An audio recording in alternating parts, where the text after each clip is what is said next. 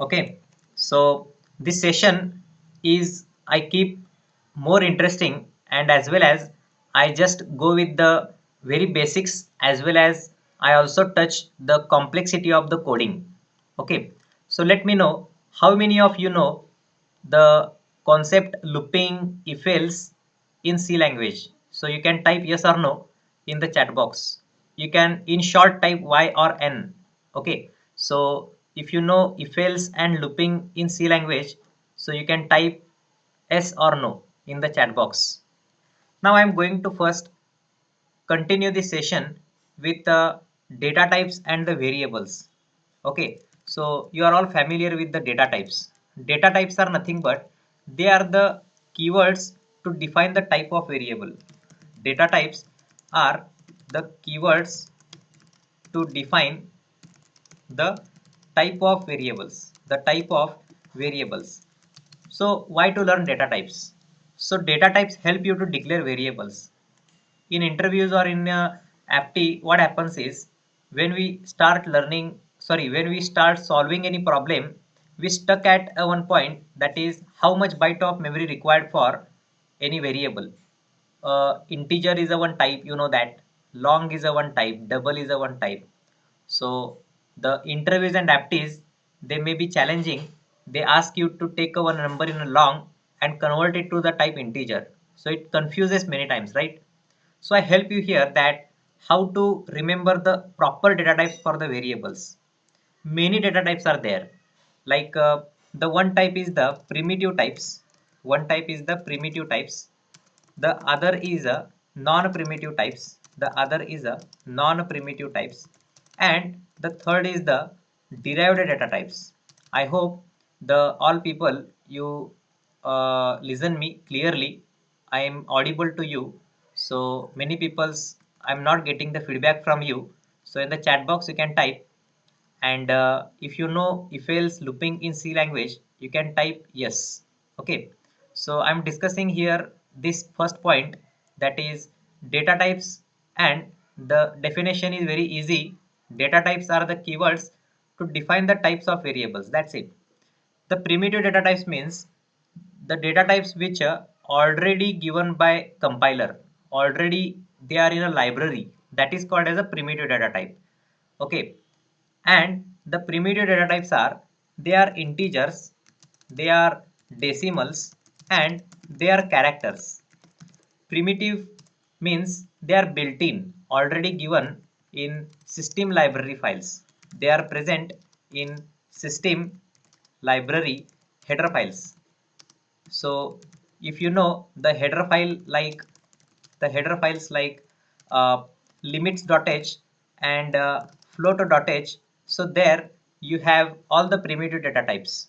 The integers are short, int, and long.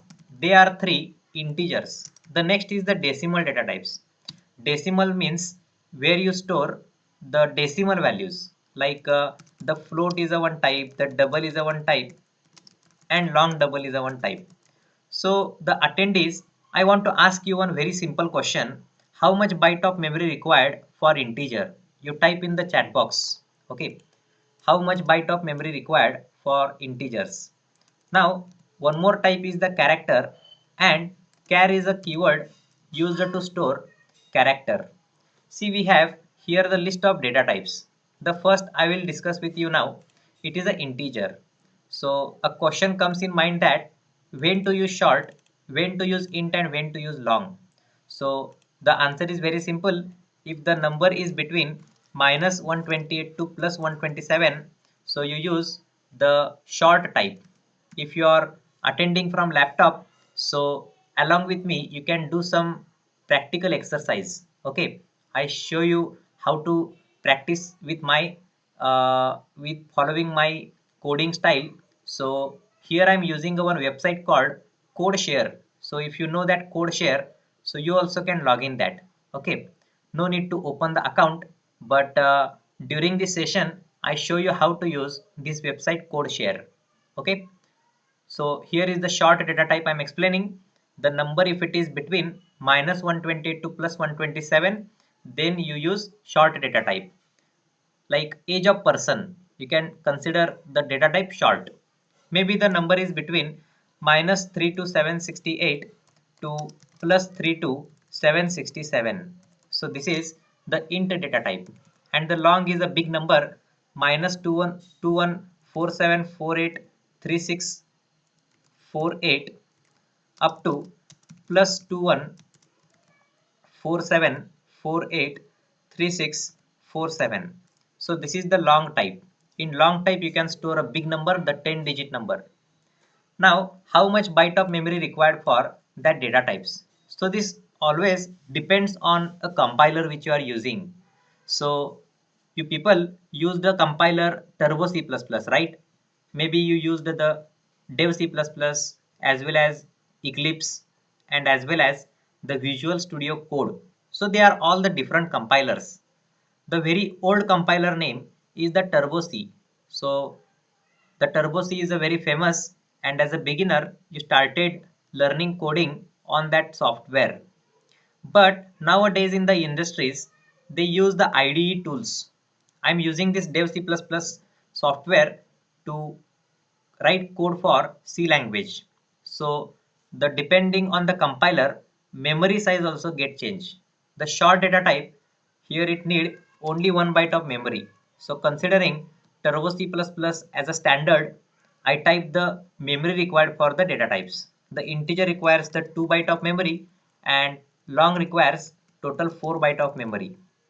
Don't be confused. Here I'm also going to prove you that why it is only 2 bytes, why it is only 4 bytes. Okay, just for now you consider the types are depends on the compiler, a very important note. And you can also keep our notebook, a notepad with you, so you can note down some very important points that will help you while you solve your exams. Now here is the floater data type. This floater data type is to store the decimal values, and you can store the percentage, you can store there the discount value or the tax value. So that is a float. Now just ignore this part, means how much the space it occupy and what is the memory range, that I send you later after the session. But the integer was important, that's why I told you how much memory size required for short int and long and what space it occupies in the memory. Okay, the next is the character. But just consider for float it requires the 4 byte of memory, for double it is 8 byte of memory, and for long double it is 10 byte of memory. But this is the memory size I type considering I'm using the Turbo C++. But if I update my Turbo C++ with the new version of the IDE tool, the memory size changes to short requires 4 byte, int requires 4 byte, and long requires 8 byte. Okay, after this data type session I explain you how it works. So here is the one another char data type, and the size is -128 to +127. Actually this range is for the ASCII codes. So how many people you know ASCII code of capital A? You can comment in the chat box ASCII code of capital A. Even if you don't know, you can type frankly I don't know. Okay, so I like that answer as well, so I can guide you in more depth. Okay, so be frank and you can answer in the chat box.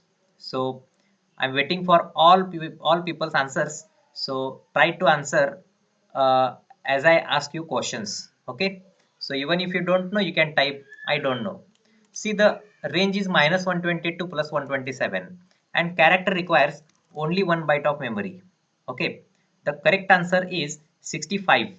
Capital A, it is 65. Okay, thanks for the response. And see, the types are ready. They are all the primitive data types.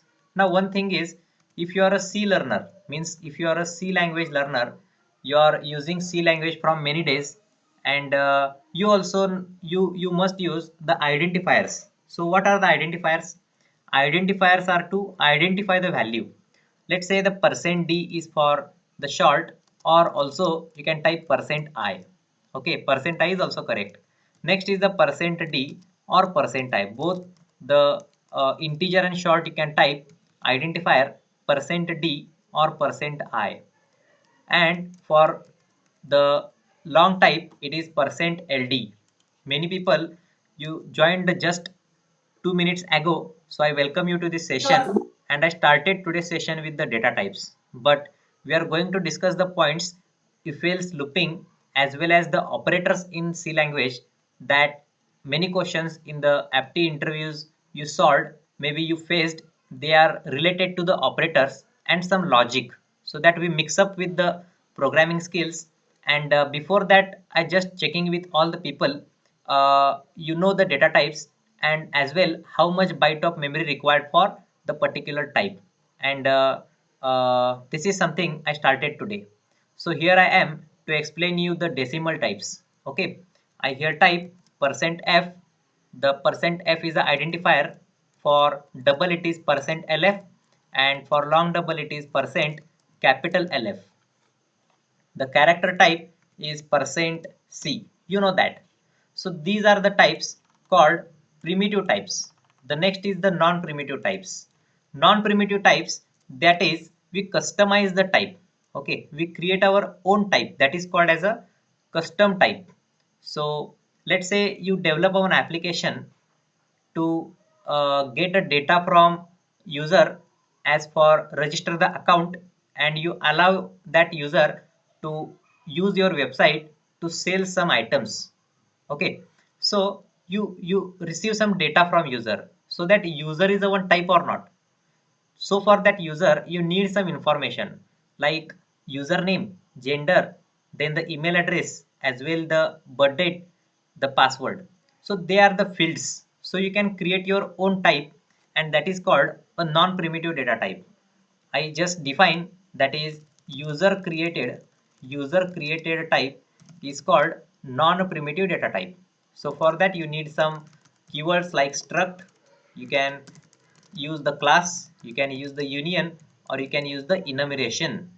I also like to know from you how many people you know class concept, class, object, the constructors.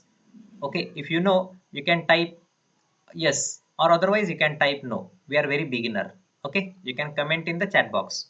You can see this is the non-primitive types, and the last one is the derived type. This derived type is my famous. I like that derived type because I can collect many items there. So array is a derived type. Derived means what? The type, the type where where you can create collection. You can create collection, that is called as a derived type. The first one derived type is an array, and array creates collection of similar values. Okay, if you create array of integer, then only you can collect the integers. The next is the pointer, and I know the pointer is headache for you, but actually very interesting topic. Okay, I make it more easy, and I explain you how you remember the pointer, double pointers, as well as the reference variables. Okay, so that I explain you in the session today. So the pointer is just to hold memory address, hold memory address, and creates list. It creates a list. Next is called pointer. After that, function is to create collection of instructions, that is called a derived type. One small question for you all, that what actually you expect in this current session. Means I know that operators or that apti questions, that interviews, that you're looking for the 3-day session, but still I'm in I just uh, excited to know from you that what actually the topic you're looking for in this 3-day session. So you can chat box use and type your comment.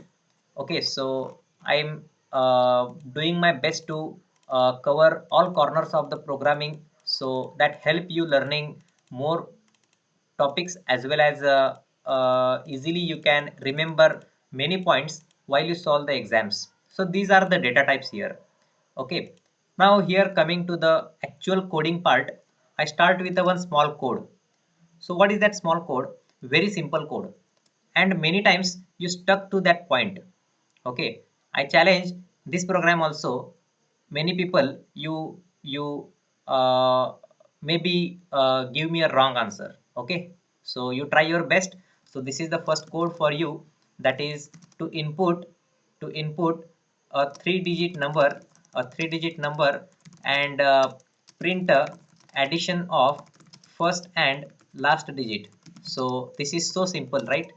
I here typing a C language code, and even if you are a if you are a C++ programmer, so don't worry, I also show you using C++ how you solve this program.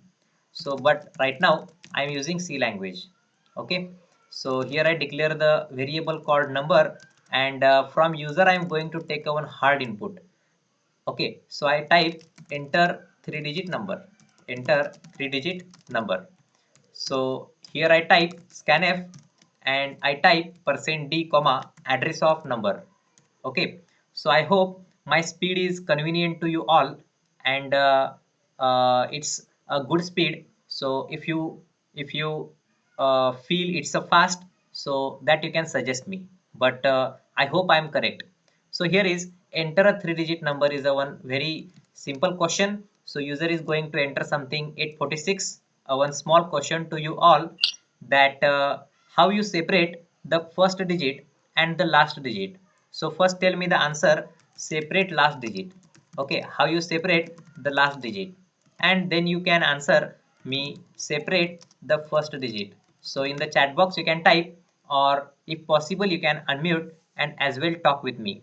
Okay, so just take a just some seconds and you can answer me in the chat box. Module of 10. It's perfect. By You can taking use the module of 10. modulus symbol and you can separate the digit. So a good explanation I'll try here one more time, that is what, to separate the digits in the particular number, modulus is a one operator and that help you to get a remainder value. What happens is, when in equation you see like this, remainder is equal to number modulus 10. Okay, might be it confused that what the answer it will give you, means is it give you the quotient or is it give you the remainder. So this is very simple. The percent symbol, as you see, just memorize that this definitely give you the remainder only. So the number right now is 846. So you divide the number 846 by 10, 84.6, it will be the answer. But I want the remaining value, right? So zero point 0.6, the 6 is the remaining. So of course it is giving you the answer as a 6. I'm getting the last digit as a 6. I'm not taking one extra variable, but instead I type number mod 10 and that gives me the last digit. Okay, so any people, if you are very confusing to this point modulus, so at the end of this session you personally message me, we take a one small part of session again, and I there explain you how actually the modulus works. Okay, so the first digit I separate by dividing it by 100. So if I divide the number by 100, it gives me the answer 8.46. But in C language, you know that the integers, when we divide, the division also we get without any precisions. So 846 divided by 100, that means the answer will be only 8. I repeat, when any integer you divide, you are getting the answer the 8 only, right? So you are going to store in only integer. So this I make just plus, and here I type answer is equal to, let's say here is a one variable answer, and the next line I type a one statement, that is printf slash n addition of first and last digit, first and last digit is equal to, the identifier is important, I type %d and comma, I here type answer, and then I give semicolon. Okay, so here I save this code on a desktop. I create a one another folder. This is uh, let's say here I rename this folder with something sgi c batch, and in that I save this code with the name program1.c, save, done. So where is clear screen? In dev cpp not required. Okay, even you don't write get ch and clear screen, just write this pure code. Now I show you answer. I here click on the compile option, it shows you this something errors are 0 and warnings are 0, and the next here I am clicking on run. So I enter one number, let's say 6 5 and 3. So this prints the answer 9, the first digit and the last digit. So simple. I'm going for the next one question. This is just to understand what is modulus. I discussed with you the people who are very expert in C language. Okay, so one question for you as well. You solve side by side along with me. Okay, so this is a one small assignment, or let's say this is a side by side activity for you. Side by side activity for you. Okay, so what is the question? Write a program to input 5 digit number and replace its last digit with replace its last digit with product of first and last digit. So this is a one question for you. Let's say a one sample input here. Sample input is, if you enter a number called 73974, so your sample output should be what? You are going to replace the last digit. So the first 4 digit remains same, and the last digit you replace with the multiplication of first and last digit. So 7 into 4, 28. So this should be the answer. Okay, so you can try this side by side if you are logged in on computer. So you can try.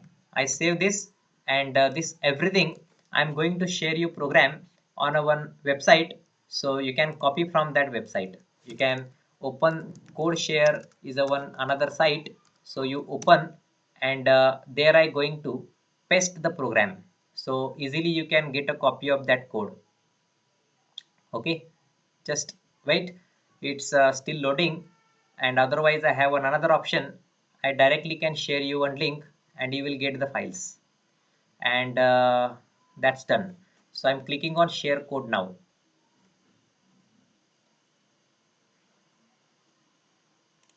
So the link is something sgi sgi coding, sgi coding. Okay, so this is the link, and here is a program one. I keep that code. Okay, so that link in the chat box you will find. I'm going to share you all. Okay, done. I sent to all, so you can uh, get that copy of program, and any compiler you open and you try that side by side activity. Okay, but if you are logging from mobile, then you can try that later. So one more thing you do, that you while login, the GoToMeeting asked you that to enter your name and your email ID. So I request you all, you can edit your name.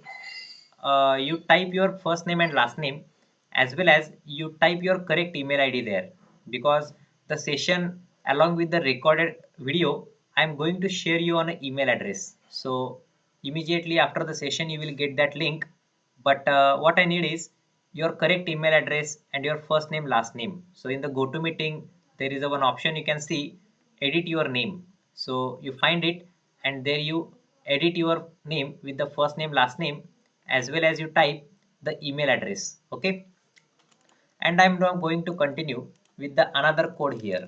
Now it is write a program to write a program to check the number the number is uh, not number is to input n1 and n2 and n2, print only prime numbers between them, print only prime numbers between them, prime numbers between them. So this is a one general purpose code, right? But directly if I start with the aptitude type questions, the interview type questions, So really it will confuse you. Okay, even I'm not sure about you all people that how much logically you done the coding in C and C++ language. So with some questions like this general purpose code, I'm just getting some points from you. This is the input from me that I can go with more depth in the coding to cover the logical and the algorithm based part. Okay, so this type of questions, of course, not asked in any type of apti or the interviews, but just you can answer in the chat box or you can talk with me to understand the concepts. But after 3 to 4 programs, we discuss the concepts in the logic and the algorithms, the data structure algorithms. Okay, so this is the one another program, and that is to input the n1 and n2. For that, I just in quickly I type one header file name. After that, here I type a main function, and then here I type a one variable called n1 and another variable called n2. And now I type printf enter n1, and another code I type %d address of n1. Again I ask user, you enter a value of n2, and the next line type scanf %d comma address of n2. So user is going to input the two numbers. Okay, the next line I want to print the numbers between them. Okay, so to print the numbers between them, what I try is I here use a loop, for loop, and I type the variable another number is equal to n1 and number is less than or equal to n2, number plus plus. So while solving any question, be sure about your looping concepts, actual syntax, the increment decrement operations, the condition, that all you are very clear to it, and then you are trying this program. So if you are stuck anywhere about how looping work, why to use for loop, why to use the while loop, what is the difference between do while loop and the for loop. So my WhatsApp number I already sent. So you just keep some notes side by side, and at the end of session you ask me that questions. Okay, so this is the syntax of for loop, and here I am now going to do one thing, that iterate the values between n1 and n2, and here I print that numbers. I'm using the slash t %d as a one format, and then I print the value of n1. So the output I'm getting the numbers between uh, n1 and the n2. Okay, let me show you. Here I save this code as a program2.c, and then the variable number I declare at the top of program. I save this code. Now I'm clicking on compile, and here I'm clicking run option, and you can see if I type the number 1 and the next number as the 100, so this prints me all the numbers 1 to 100. Now what happens is when we try any coding while solving the apti questions, there we don't have any option like hard input. Okay, we just take a one input from user without any print function, just we take there the scanf functions. So always remember, we don't have there any hard input. So the questions are something like, if you enter 1 to the first line, 100 to the second line, then they want the answer as the prime numbers like this: 2 3 5 7 11, so on, like this. We don't have a particular statement there like enter n1, enter n2. So this is a one very simple difference, and they are using the GCC compiler. I differentiate you the difference between the IDE tools and the use of GCC compiler. Okay, so we discussed that. Now here is I'm taking the two numbers, and this loop is going to iterate that numbers, and it prints the numbers only, but this not prints the prime numbers. How I can find the prime numbers? The prime numbers are the numbers which are divisible by only self. So that is a prime number. And I'm just beginning with the number, let's say 7. Up to what? I want to print up to 100. So the number starts with 7 and ends with 100. And here I am going to check, is it a prime number or not? So first time is the 7. So what I will do is I here type another loop, and here I try one another variable called d. So that d is called a one divisor variable. I start with 1 and I end with that particular number.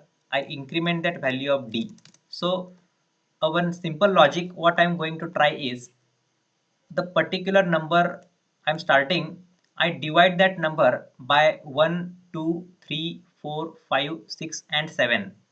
The number when becomes 8, I divide by 1, 2, 3, 4, 5, 6, 7, 8. So the number when becomes 9, of course I divide up to 9. Every time only I'm not dividing that number, as well I'm going to count how many times the number is divisible completely. I repeat, I'm also trying that particular number, if I divide with that 1 to 9, 1 to 8 or 1 to 7, how many times it is completely divisible. So for that I need one another variable called counter, and I here just going to count that how many times the number is completely divisible. So here I type count is equal to plus plus. So I'm just going to count, and you can see the number is 7, and 7 is divisible for how many times? 7 is divisible by 1, yes. 7 is divisible by 2, no. 7 is divisible by 3, 4, 5, 6, answer is no. And 7 is divisible by 7, answer is yes. That means 1 and 7 only completely I can divide a number 7. That means I I 2 times divide the number 7 completely. Now you consider the next number called 8. After 7 it increments by 1 and it becomes 8. So 8 is divisible by 1, 2, 4 and 8. Total 4 times 8 is completely divisible. Now what if the number is 11? 11 is divisible only by 1 and 11, only 2 times. So the concept is the counter if comes to, then only the number is called as prime number. So that only I print %d comma that particular number. So simple logic, and I just going to count how many times the number is divisible, and that counting if it comes to, then only that is called a prime number. So one note also I keep here, if division, if a number divisible, a number divisible and count comes only to, then only it is, then only it is prime number, it is prime number. Okay, now you can see the output. I save this code, compile and run the program. Now you can see I type 1, I type the next number 100 and I'm getting the correct answer. 1 is not the prime number, but 2, 3, 5, 7 up to 97, they are all the prime numbers. Okay, and now the next one I discuss one another code, and I hope you doing the side by side activity as well. So the link I already shared, so going for that link you can find a code and you can side by side you solve one activity. I save this code, and here I open one another window, and this window I am going to discuss with you one important topic, and that is operators. I discuss with you what is operators. So in C language as well as in C++, there are 7 types of operators. The first is the arithmetic type of operator, second is the assignment type of operator, third is the relational type of operator, the fourth is the uh, conditional type of operator, conditional. So it is conditional like this. The fifth one is a logical type of operator, sixth is the increment and decrement type of operator, and seventh is the bitwise type of operator.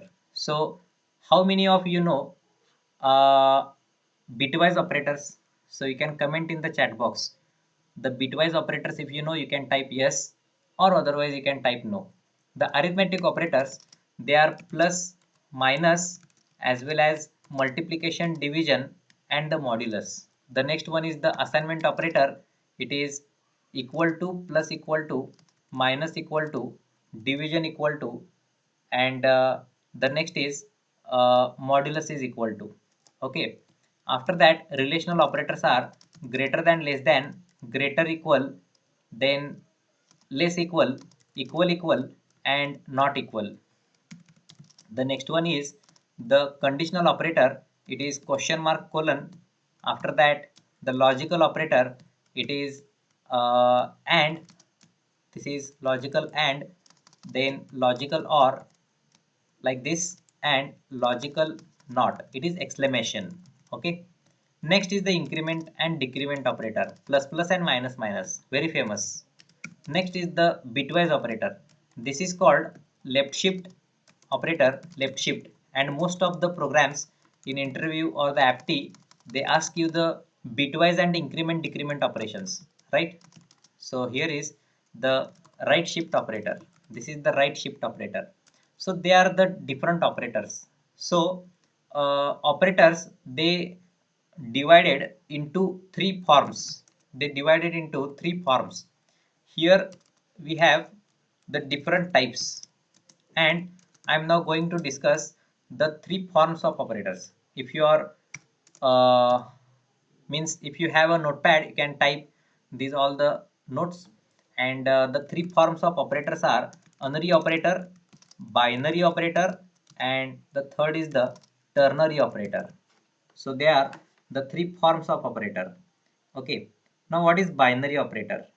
Binary operator means operator uh, which uh, only work on a single operand, that is called as a unary operator. So I just keep a one comment, operator which only operate on operate on one operand is called as unary operator. It is a unary operator. Okay, now you can define your own. What is binary? Binary means it operates on a two operands, and ternary means three operands. But which operators are unary operators? Plus plus and minus minus, they are called unary operators because they only operate on a single variable, right? Next is the binary operator. Binary means what? Which operates on the two different variables, two different operands. So all the arithmetic operators and assignment operators, they are all the binary operators. Next is the ternary operator. Which is the ternary operator? Question mark colon is the ternary operator because we type the condition first, and after question mark here we type a true result, and after colon we type false result. So they are total three operands. That's why it is a ternary operator. Okay, so they are the forms of operator. But actually how it works? So I create a one new window, and here I type all that questions. Write a program to solve challenges. Here I give you some challenges and I show you how it works. So here is I type one another code hash include, and this is stdio and the main function. So here I'm going to create some variables like a and b, and the next is uh, uh, another variable answer. So the first question is here. A is 31 and b is 7. Okay, and I'm asking you, if I type a upon b plus b modulus a multiplied by a minus b, so what will be the answer? I repeat the question. If A is 31 and B is 7, so uh, what will be the answer? Okay, so I just keep a one note. A is equal to percent %d slash t, B is equal to percent %d, and then answer is equal to percent %d. Here is comma A comma B comma answer. Okay, so this is the question to you, and here you solve a upon b, b modulus a minus b, and you can answer me. I save this code first. This is my program number 3.c. take some seconds and hear you.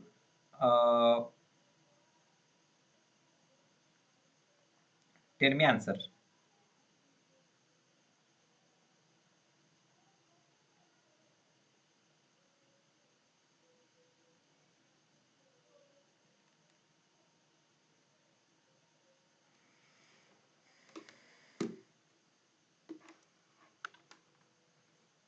So such many questions you faced already, or maybe in the coming days, if you attending any exam, then there you have such type of questions.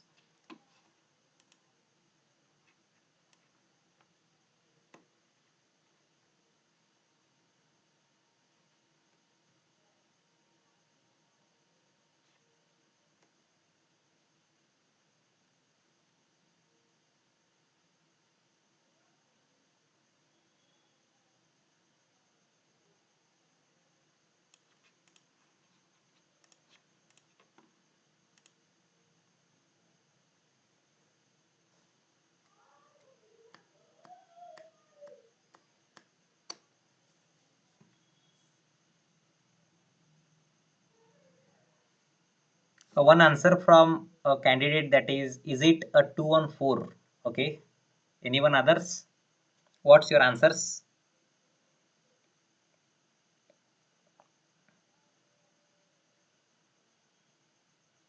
Okay, one more answer from Shweta, that is a 4.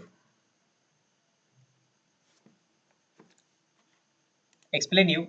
See the first equation, which equation I solve first. So you solve the division first, and a upon b. If I solve a upon b, it comes 4. Okay, a upon b, it comes 4. After that, the b modulus a. So why it is 4? Because it is an integer type, and when we divide any integer, it ignores the precisions. What is b modulus a? 7 upon 31, it comes 7, multiplied by a minus b. So a minus b, it is what? 31 minus 7. So it comes 24. Okay. So if you make the multiplication of 24 into 7. So what is the multiplication of 24 into 7? If I make 24 multiplied by 7, so this comes 168.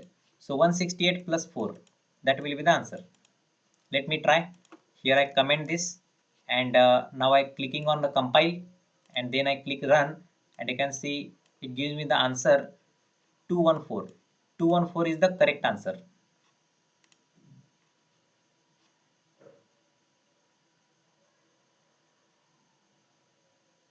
Okay, 214 is the correct answer.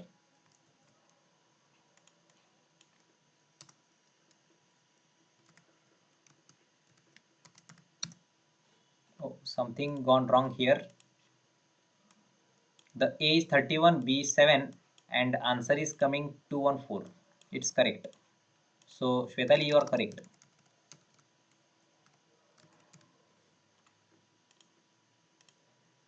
Okay, I explain you again how I solve. So when we solve any equation, so we follow here the BODMAS rule. Okay, you remember, while you solve any equation, follow the BODMAS rule. Okay, so what you solve first?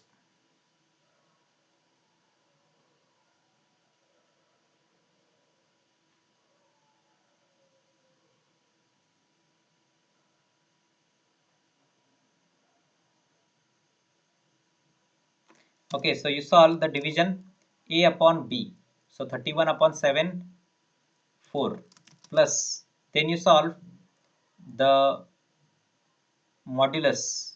So it comes 7, and 7 into A. So 31 into 7. So we make the multiplication first, right? So 7 into A. A is 31 and minus 7. So if I solve, it gives you the answer as a 214. Okay, so I show you. I open a calculator and 31 into 7, I make 31 multiplication 7, it comes 217. 217 minus 7, it is 210, and 210 plus 4 is 214, right? So this is how you can solve the question. I hope you all understood. The next question for you, here is the next question. Question number 2. It is, if A I ask you 8 and B I ask you 10, and if I am asking you A plus is equal to 3, B minus is equal to 1, after that if I ask you answer is equal to A plus plus plus 10. Okay, so now what will be the answer? So A is 8 and B is 10. I first explain you plus equal to means what? Plus equal to means increment the value of A by 3, and minus equal to means decrement the value of B by 1. I here comment A is equal to A plus 3, that is the plus equal to, and minus equal to means what? B is equal to B minus 1, B minus 1. So if I make A plus equal to 3, A becomes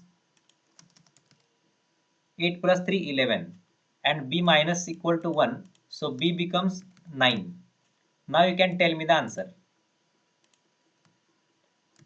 Question number 2. So Binod says it's 21 and Pritham says it's a 22. So what others?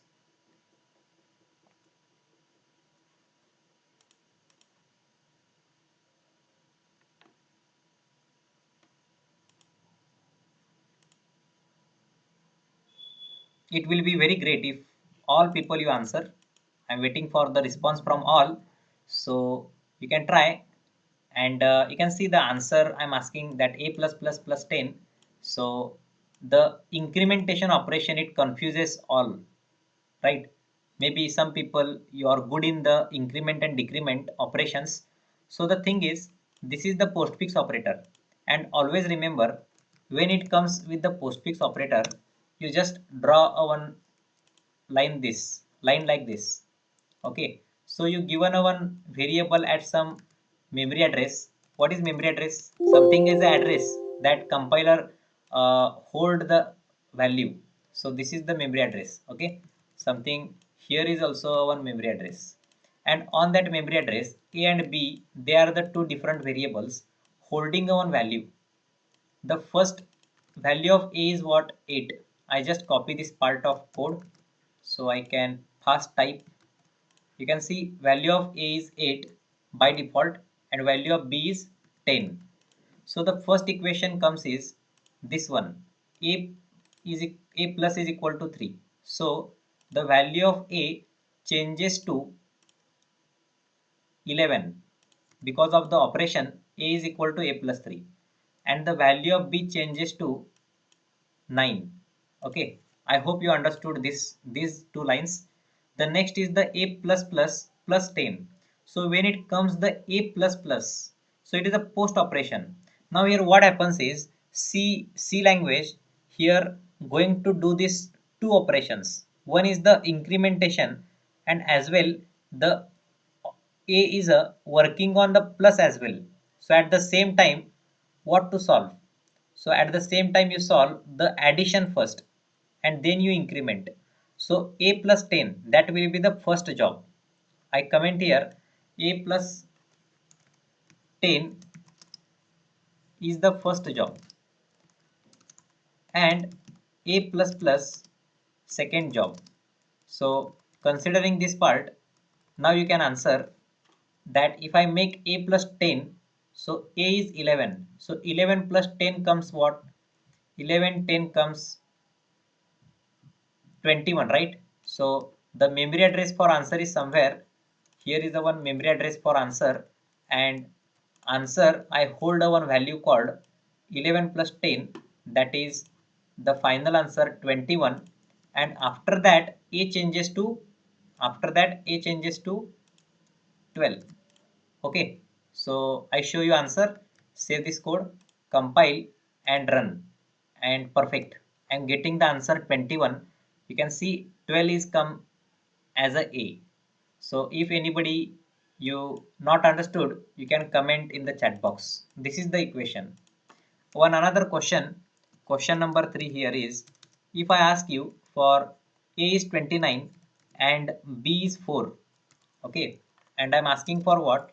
Let's say I'm asking the answer as A plus plus plus A plus plus minus, in the bracket I type B plus equal to 4. Now you can answer.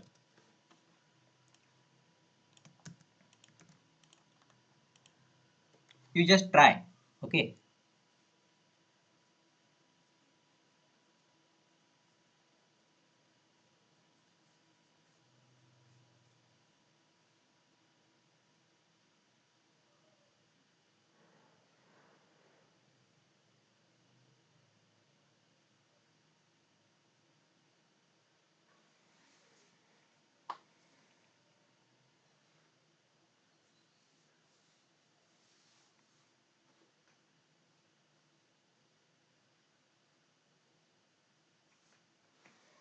Answers coming from many people's, that is 50 50 50.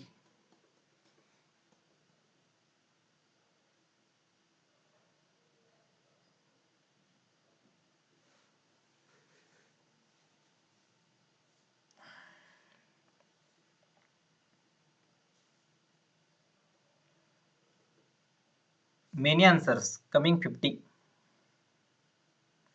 Okay, I explain you how it works. I just copy this part of code and here I show you how it works. So this part we just keep this side and I show you this side. See, here is memory address of A, memory address of B. Here is the memory address for A, memory address of B.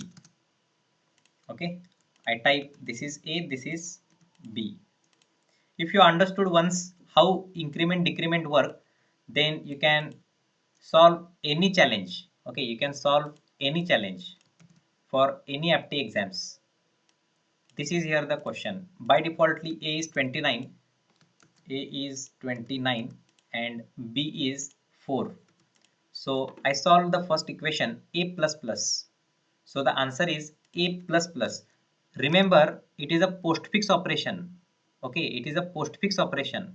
So you consider only that number here. First you get that number. First you get that number. I repeat that you get the number.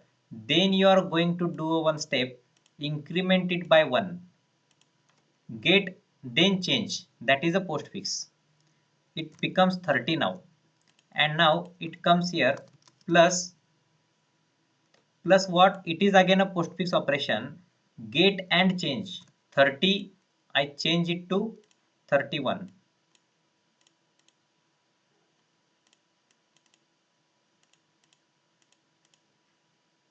it changes to 31.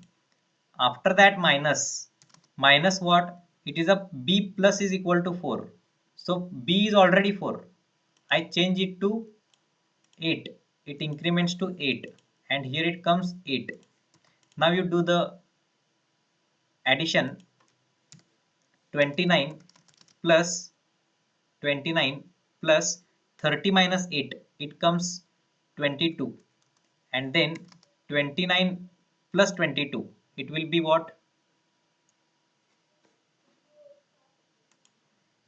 let me plug charger, 1 minute.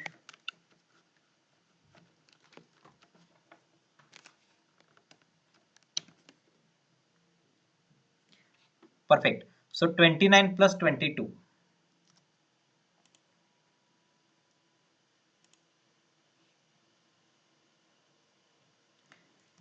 51 will be the answer. I show you. Save, compile, semicolon is missing. Perfect. 51 is the answer. That is how you solve the questions. If you draw something like this, I'm sure you can avoid the mistakes while you solving the problems in the APTE exams. Okay, so that is how you can solve the questions. I want another question to you. The last one question on the increment decrement operator, and later I'm going to show you such so many examples. If A is a minus answer and B is a 20, not 29 but 19, and here is the thing. If I ask you, answer is equal to A greater than B minus B mod 10, B mod 10 not equal to 10, B mod 10 not equal to 10. So can you answer this question? Quite logical, but I'm sure you can answer.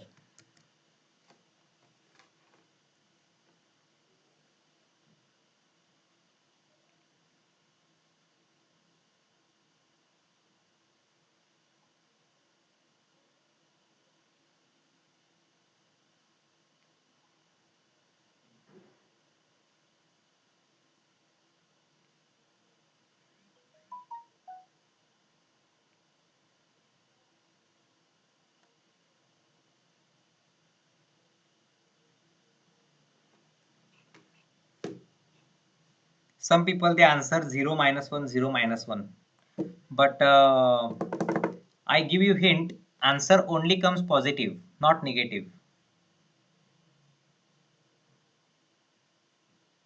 One minute, I check again. The A greater than B, I first check.